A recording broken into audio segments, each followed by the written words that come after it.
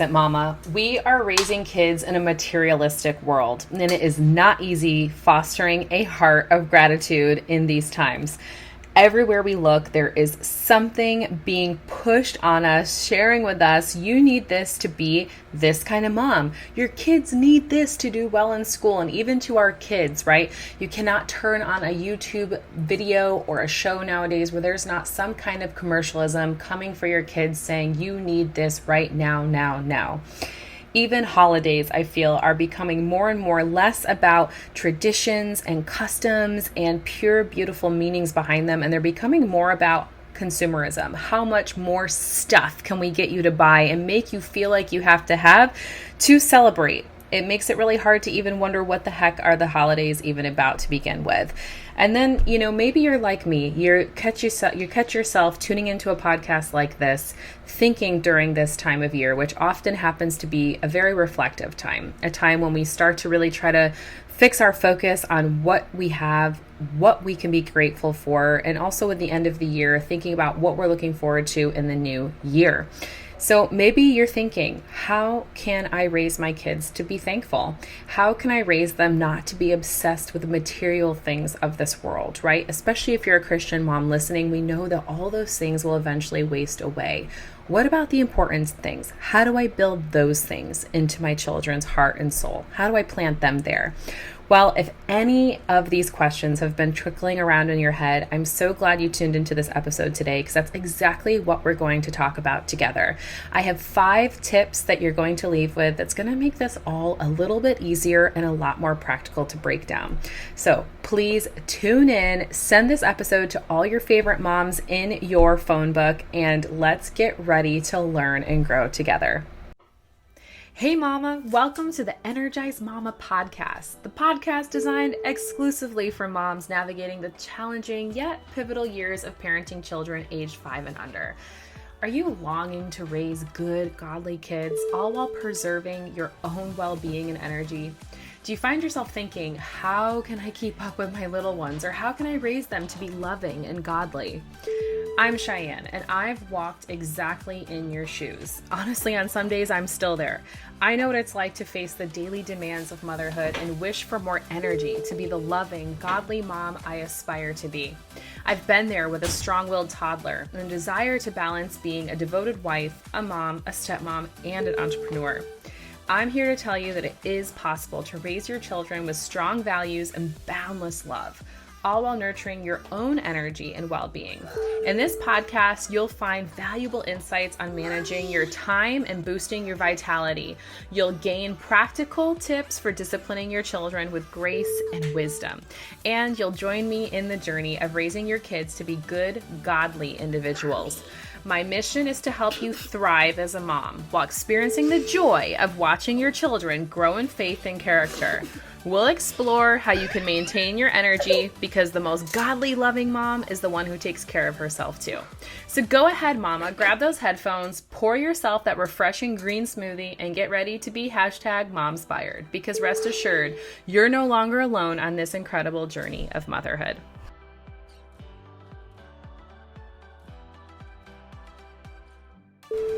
And foremost, just want to start off this episode and say thank you. Thank you for listening to this podcast. You guys really make my energy flow. You guys really bring such amazing amounts of inspiration to me. I've met a few of my listeners here in Florida recently, women I didn't even know were listening to me, and they just come up and say, hey, I love your podcast, or you're the Energized Mama, and talk about feeling like so humbled and just so amazed. I may have busted out an autograph pen or two, but no, I restrained. I held myself back.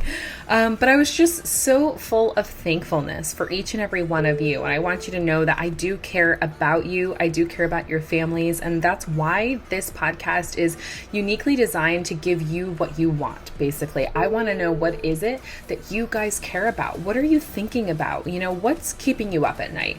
What are the things that when you're getting ready to, do some cleaning, when you finally have a spare moment to take a look around at your house and you're ready to throw on a podcast, like what are you intrigued by? What do you want to know? How do you want to grow? So again, I always encourage all my listeners to shoot me an email, come find me on social media, or you can even actually leave me a voice message on SpeakPipe. If you're like me, man, I just need an opportunity where I can just stop, drop, and just speak it out, especially when you've got your hands maybe full of boogers and littles and sandwiches and maybe all at the same time.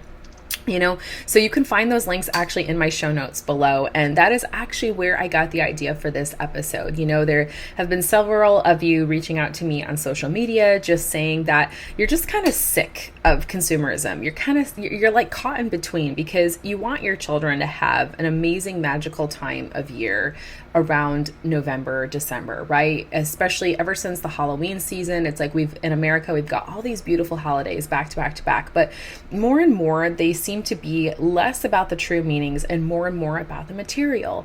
And that is hard. That's especially knowing that our children, if you're a mom of a little, 99% of the listeners for this podcast are, we know undoubtedly, whether we like it or not, we are raising our children in an age of social media. Even my bonus daughter, who's about to turn 15 next week, the other day, she was like, Shaika, that's what she calls me. She was like, have you ever thought about how Mason, our 3.5-year-old, he is going to be like the first generation of kids that actually have had their entire life documented and so much of it actually displayed and shown online? Like he's going to be able to show his kids practically every moment of his life. And that's so true, right? That's so true. And it really makes you think, and just knowing where this world is headed and that our kids are going to be continually inundated by things, how can we cultivate that thankful spirit, right? Well, as is anything in life, tip number 1 is coming at you right now. So if you're taking notes, even if they're mental ones, this is tip number 1 out of 5 coming at you. First and foremost, mama, it doesn't get much easier or honestly maybe harder than leading by example, right? So often you hear so much, I feel, in life that kids are mirrors, right? They reflect back to you what you are doing and what you're saying, what you're not saying, the faces you make, right? So if you want them to have a heart of gratitude and thankfulness, start with yourself. Right? Something I teach in my course, the Energized Mama Method, that so many mamas get overwhelmed with all these things in their lives that they're overwhelmed by, that stress them out. And I help mamas zone in and figure out which ones you can control, because totally just bluntly honest mamas, those are the only ones that you actually can do anything about. And we know that there's so little we can control in our lives. And one of the biggest blessings God gives us is the control over our actions and our attitudes, right? So you've probably heard of the cliche, have an attitude of gratitude. But it really is so true, right? It's not just about those one-time moments. It's about developing an attitude. And how do you develop an attitude, right? And I'm not meaning the hands on the hip kind of attitude, but basically a way of being is by repetitive habits, making it a habit to be thankful and grateful. So even if, mama, it is the simplest things, right? Something that I recently started doing, and I am totally transparent, it's been instigated by my pastor and our church family that we now have here in Florida, because our entire month of Thanksgiving, our entire month of November has been centered around a Thanksgiving, a type of a spirit, give thanks in all things. Our pastor really has implored us, really encouraged us to just start practicing being thankful in the big and the small. So I really tried to start starting my day with just like, Lord, thank you for this alarm clock, instead of the alternative that sometimes I think about it, but thank you that we have the gift of technology that wakes us up every day. Lord, thank you for this oatmeal that I'm putting in my body that's fueling me through the day. Thank you, God, for the 3rd banana that my child has asked for this morning, just because this is something that he actually likes and something that he is eating. And just turning those things, whether they're the easy things to be thankful for or not, or the things that, happen all the time or not, just creating this spirit of thankfulness and saying it out loud. I have found this to be so powerful, because our littles, especially if they're around the age of 2.5, 3.5, they like to really repeat everything that you do or say as well, right? So let's make it something positive that they can repeat. Let's not worry about that swear word, that we slipped, that, oh gosh, are they going to repeat that? Let's focus our attention on, am I being being thankful enough? Am I speaking it out enough that my child is going to repeat that? That is one of the best gifts that we can actually give our children, but ultimately also ourselves. As tip number 2, we're keeping it real practical here. Tip number 2 is create a gratitude journal. That's right. I'm a big fan of journaling. One of my really great friends, Rachel, turned me onto it about 6 or 7 years ago, and where I've been slipping on the length lately, as so many moms of littles, right? We don't got a lot of time, but I would argue that this is going to give you more time back, meaning it's going to give you more peace if you just make a practice of writing down what you're thankful for, even if it's bullet points, even if it's just simple list. What's great is when you have littles, right? They're starting to learn things like numbers and letters. And so you can actually spell out simple things like, say you are thankful for your husband, right? You can help your child learn how to spell D-A-D, dad, and talk to them about why are you thankful for their dad? Why are you thankful for your husband? And what I have specifically started to do with my son Mason is to do pictures, because sometimes obviously he's at this age where he can't quite get out letters yet, but we can create these conversations and talk about what is he thankful for and have him draw it, or even very often mommy draw it, but it's still a conversation that we're having and helping him fix his focus on the positive things, on what he's thankful for. And sometimes kids need some promptings, with kids that I used to babysit. If you're new to this podcast, this may be news to you that I was a nanny for about 10 years between the states of Florida and California, and I had over 55 children in my care in those times. And a lot of times with kids between 2 and 3 and 4, sometimes they struggle with understanding the concepts of thankfulness. So sometimes, say you ask your child, what are you thankful for? And you get like a deer in the headlights look. Try something like, what makes you happy? Kids this age, they really tend to start focusing on their emotions and what makes you happy, what makes you sad, what makes you mad. So if you can start to focus on what makes them happy, and if they can go there, start to figure out why that makes them happy, or how often that makes them happy, or what is it they feel in their body when they get this certain thing, or when they're around this certain person, maybe who makes you happy, then you can start to really practice that gratitude circle between you and your child and create that conversation that is going to be so life-giving. And if you put it in something like a journal, then you're going to have this beautiful either artwork or written word, something you guys can go back to and continually reflect and share and see how that ultimately changes and grows. Tip number 3, talking about practical. Well, tip number 3 is about practicing gratitude rituals. So just like in tip number 1, talking about building an attitude, right? A habitude of how we can point our thoughts and our words, especially, right, into something that we do continually all throughout the day. Well, making it a ritual. So something that you actually do, whether it be daily or weekly, building it into your everyday life can be a great way to point your children's minds towards what they can be thankful for. Whether it's at mealtime, having each person go around the table and say something that they're thankful for, or maybe at bedtime, think about where there are already routines in your life and how can you add something very simple, very small that you're, to create that conversation to help your kids see and have a mindset of thankfulness in that area. Something you can also do would be that, you could always create an opportunity for adding it into a routine. Like we have recently started doing a sticker chart with our son to reward him for good behavior and to help him earn something. So you could also say, add that into a sticker chart, add that into something that you want to reward your child for, or have it again, just be a simple part of a routine. Like, hey, did you put away your toys? Great. Did you get dressed today? Sticker, all this and that. And then also incorporate, hey, what are you thankful for today? Let's talk about it. And then you get a sticker for that, so that it just becomes something so ritualistic that you continually bring it up into your child's mindset. It's in your mindset, helping point you towards gratitude, and it works to all work together towards building that less materialistic and more thankfulness type of an attitude. Can you believe that it's already November? It's been a whirlwind of keeping up with the little ones, hasn't it? I mean, there's Halloween and then there's Christmas coming, but you know what? Let's just get real for a moment. Motherhood can sometimes feel like an emotional roller coaster, right? Up and down, up and down. And I just want you to know you're not alone in this. But do you ever find yourself thinking that you wish there was a way to reclaim your vitality? I mean, gosh, we've all been there, right? Feeling emotionally drained and overwhelmed, just juggling countless responsibilities. Do you ever wish there was a way to revive your energy? Like, imagine actually having ample energy, not just for your kids, but for yourself and your husband and just every aspect of life. Do you ever wish there was a way to rediscover you, yourself, the woman that you are, right? It's time to reignite the dreams you had before motherhood and rediscover you amidst all this chaos. I've actually walked in your shoes, and I know exactly how it feels. I know exactly how it feels to crave more. Life Mama is calling for you to pursue more than just being a mom. Your dreams are worth chasing.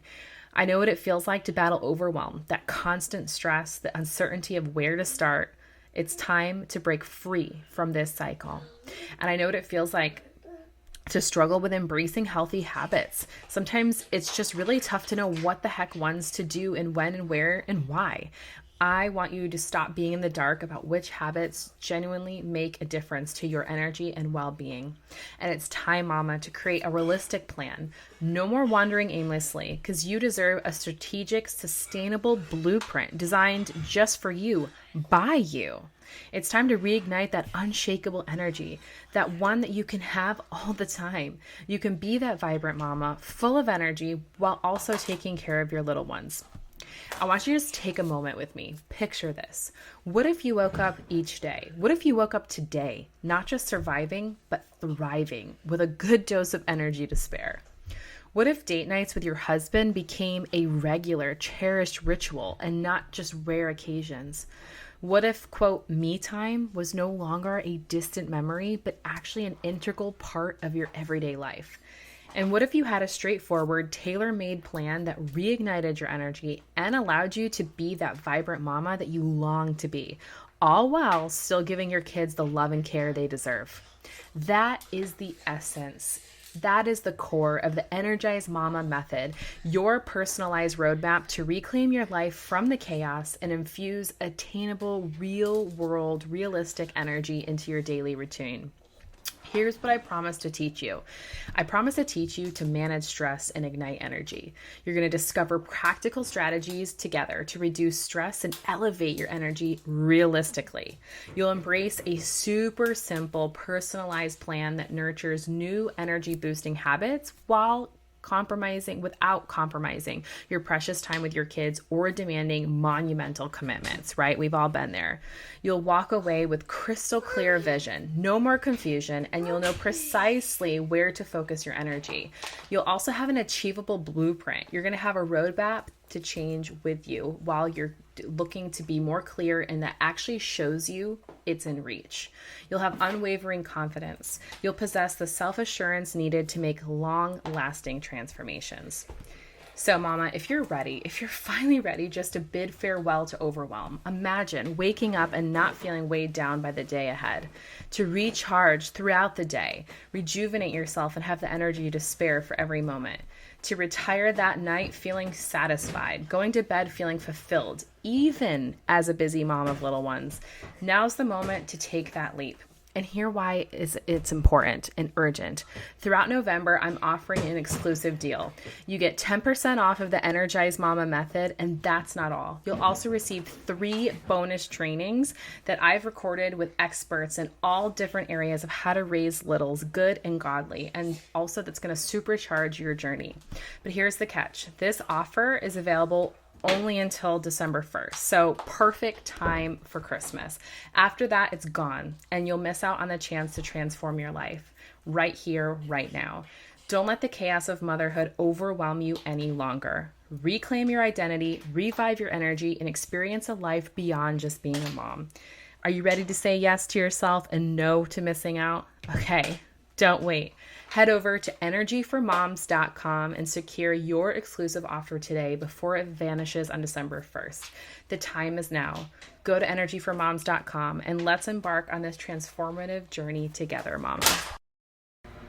As you already made it to point or tip number 4 coming at you. So tip number 4 is fostering giving back. And when I heard that word foster, I had a couple things trigger up in my mind, so much so that the word nerd that I am, I had to go Google and look up the dictionary definition for foster. And it's actually about encouraging the development of, basically. And it's usually in reference to something good, like you are aiming to do right now, right? Fostering a heart of gratitude, a spirit of thankfulness in your child. And so I just want to remind you that when we talk about doing so, and even in this tip about fostering it, right? Fostering good deeds or that spirit of gratitude in your children, it is about, 1, encouraging, and 2, remember the word development. So development includes, and at least reminds me, that it is something to be developed. It's kind of like in progress. I almost see that like loading button, like you see, whether it's like, with your computer, you're waiting for something, of course, or like say your gas is filling up, right? Something in progress. So just cut yourself some slack. Like if you're applying all these tips at once, or even just one, it's going to be something that over time develops, right? Over time, and consistency is going to make a bigger difference. So in this way, though, with tip number 4, by fostering this, the first word in the definition was encourage. So how can you encourage? So far, I feel like we've talked about a lot of things that you can say, and of course you can mirror, right? The gratitude journal talked about something you can do, and including something about thankfulness. A great way to help your children become more thankful is by giving back, encouraging them to, be thankful for what they have by seeing sometimes what others don't. So in this season, there are usually so many opportunities for families to be able to find something that they can do together, whether it's something as simple as maybe going to donate to your local food bank. So in this, you could actually go to your local grocery store and share with your children that you guys want to prepare, say, a gift bag of food for a family in need, and have them pick out something. Give them little things that they can do. At this age, kids love to be responsible for something. They feel big. They feel, like they have a purpose when we give them something that they're responsible for. So there's another thing you're helping them do besides being thankful. You're helping encourage responsibility in them and leadership abilities. And so you can do that and then go drop it off together, or even have your child carry in the bag if they're old enough. Something that our 3.5-year-old and I recently did was we packed an Operation Christmas Child box, which, if you're unaware, this amazing organization for, I think, at least over 25 years now has had families across the U.S. pack boxes of toys, toiletries, household items, school supplies, and put it in to be delivered across the world for children in countries that have need, that don't necessarily get a chance to celebrate Christmas, don't have the essentials that we have. And so when I packed this with my 3.5-year-old, we did the shopping and then came home and packed it together. And that was a great way for him to kind of see this like tangibleness.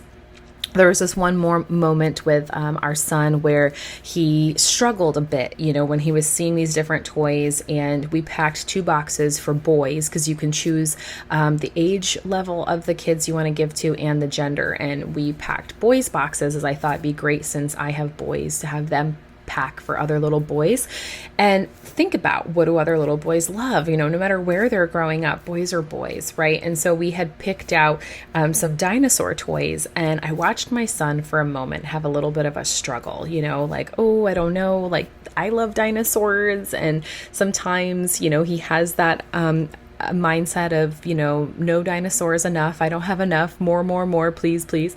And yet, as we talked about what it might be like to not have any dinosaurs, and to not have a dinosaur toy and only have it in our imagination, but not have one we can actually hold and play with and jump and run with and get dirty with, I noticed my son's heart begin to change. And then all of a sudden, shockingly, he went and grabbed dinosaurs from his own toy box and put them in the boxes for the boys that the Christmas boxes were being prepped for. So again, even if you think, especially, I know that if you're a mom of little, I know that we're in that spirit and in that season of teaching our children to share.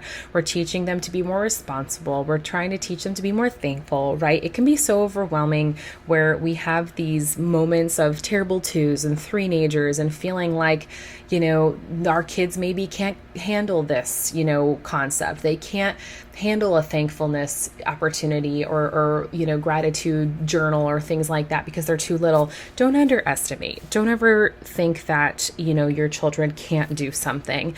Even I've been shocked in my 4 years almost of being a mom, that my child has surprised me. There's been times where he's done something 9 out of 10 times one way, and then yet that 10th time he surprises me, or I see him grow. I see him make a different choice. And so here, that's what I want to share with you and just encourage you that you never know. There is going to be a time where your child is going to change, where they're going to grow, where they're going to develop, right?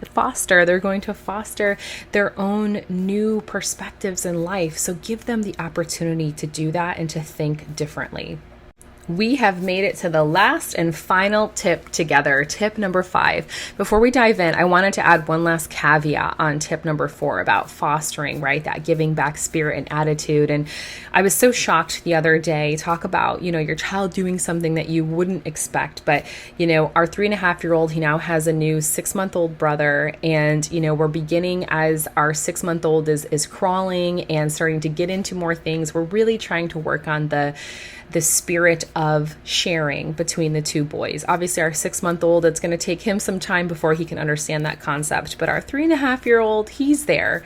He's ready to understand, maybe not so ready to put into practice, but we've been working on it with him day in, day out. That's even something on his sticker chart, is to practice this and work on this with his brother.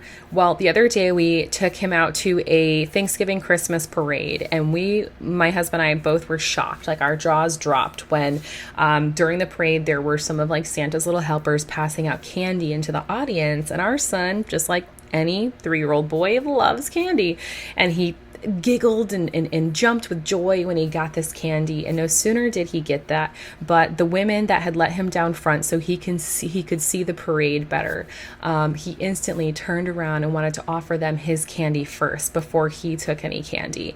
And I was so amazed, and it just reminded me how these women, whether this was a direct correlation or not, it's how I saw it, is that these women were kind. They were showing gratitude for just their position of being at the parade early, showing up, being there, and being thankful for being here under the warm Florida evening that it was. They had expressed this to us. It made me think, I wonder if that little bit of thankfulness that they showed in their spirit, if that impacted our son, that he then also had this spirit of thankfulness, wow, I get to have all this candy.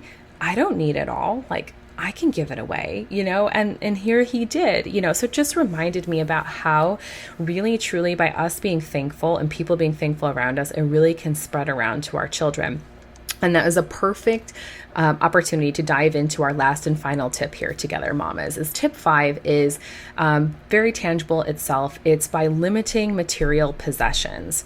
So it's funny that thinking about my son giving away his candy, that's literally, to him, is probably one of the most cherished possessions that he could own, and to see him give it away, it was just one of those highlight mom moments, right? And just amazing. One of those things you write down, put it in the notebook kind of thing.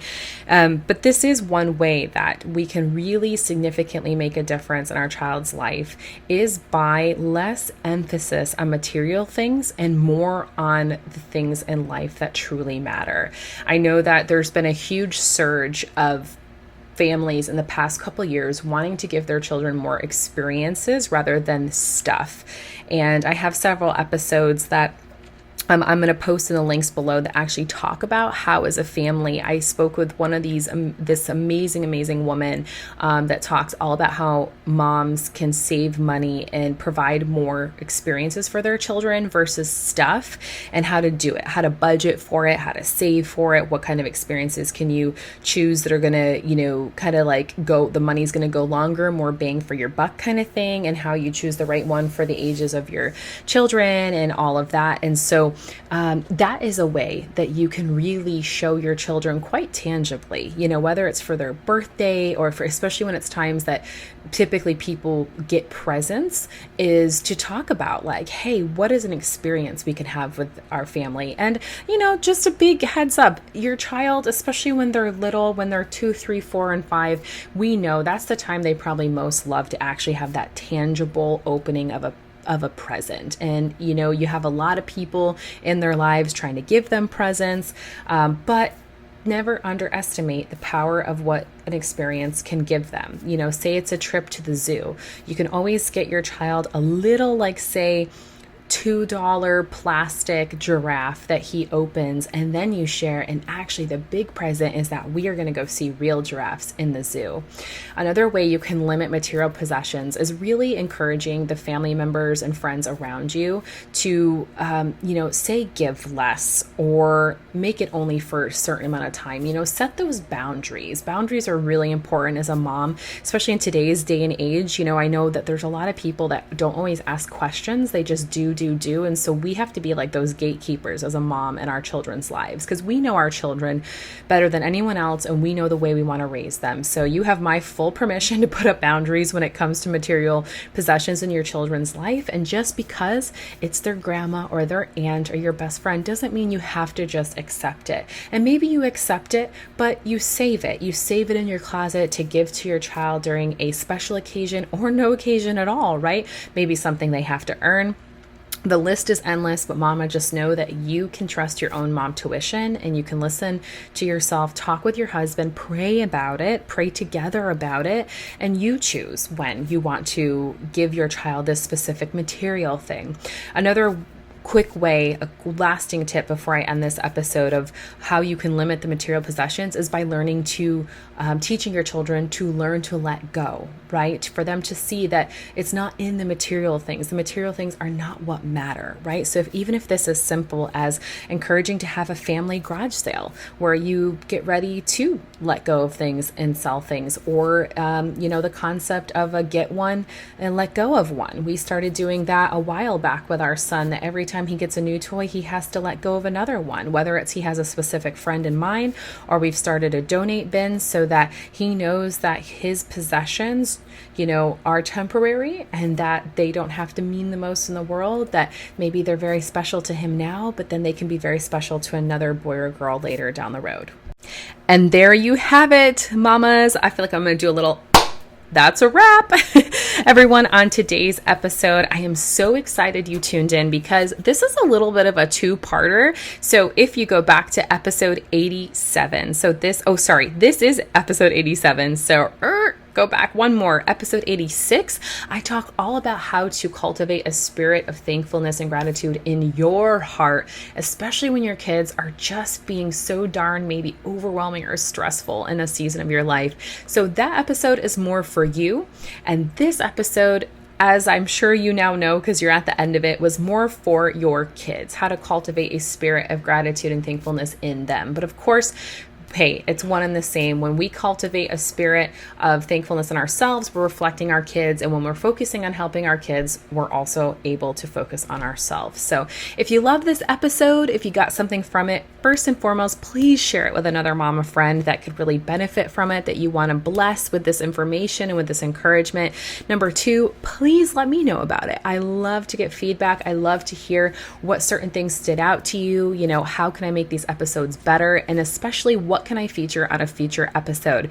As you just heard, this is episode 87. So I am getting close, coming very, very quickly to episode 100. So I want your ideas for episode 100, especially because we're going to celebrate that with a bang and a big, exciting blast off here into the new year. So, but ultimately, just the best thing you could do to keep this podcast growing and flowing is just leaving me a simple, quick Apple review. If you're listening to this on Apple, go ahead and scroll down to the bottom of my show notes. You'll find a spot right there. Leave me a review and let me know what you loved about this episode and how I can continue to serve you. You can always go ahead and find me on any of my social media and my email. It's all located below. I love connecting with you each and every single day that you get a chance to wake up and breathe in fresh new air, right? See the sunshine and enjoy another day in this glorious, glorious world. You, Mama, are worthy. You are precious in His sight. You are precious to me. Thank you again for listening to the Energized Mama podcast, and I look forward to connecting with you soon on another episode. God bless.